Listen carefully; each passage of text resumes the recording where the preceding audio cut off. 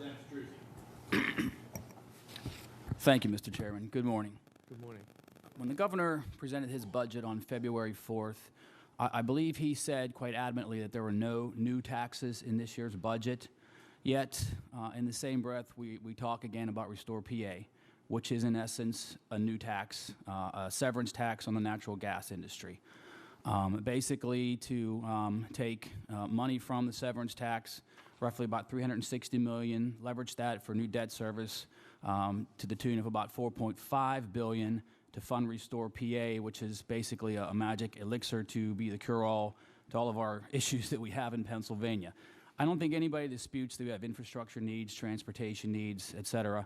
But my question is, looking at the numbers that were submitted, I believe, the severance tax is expected to generate about $700 million annually, with $360 million going to the debt service.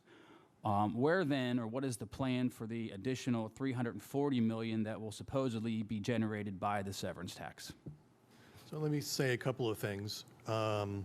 As I understand it, the Restore PA proposal is not technically a part of the budget, but it is the governor's proposal. This severance tax, because of the way that the commodities markets fluctuate, are going to be somewhat volatile. But the proposal is crafted so that not all of the funds that are generated by the severance tax are needed to service the debt. That's a cautious approach to that. And if your question is where does the rest of the money go, I'm not in charge of the spending side and would refer you to the budget secretary. Okay, well, thank you. We'll save that question then for them when they have the opportunity. Just as a quick follow-up, though, I'm from Indiana County. We hear, how the natural gas industry right now is struggling.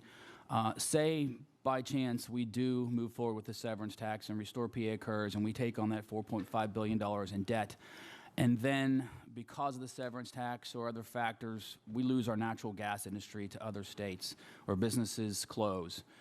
Who then is responsible for that $360 million annual to pay for that debt service? I would suggest respectfully that we look at the success that other states have had in this area. One example is the state of Texas that collects billions of dollars in severance tax from its homegrown industries, both in oil and gas.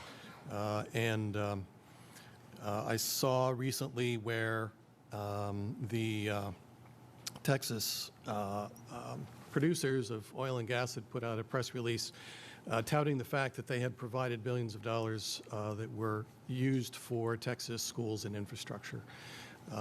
It seems to me that given the way that states do impose these kind of taxes and the world has not ended, that some of those concerns are probably overblown.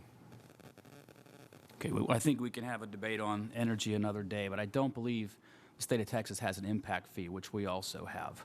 So that would be the difference, I think. But thank you for your testimony. That's all I have for now.